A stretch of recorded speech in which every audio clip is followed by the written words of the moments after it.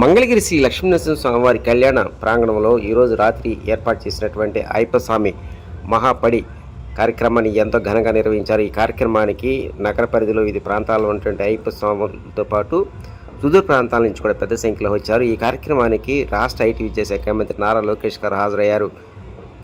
ఈ మహాపడి కార్యక్రమం పురస్కరించుకుని ప్రత్యేక ఫలాభిషేకం అదేవిధంగా ప్రత్యేక పూజలు నిర్వహించారు.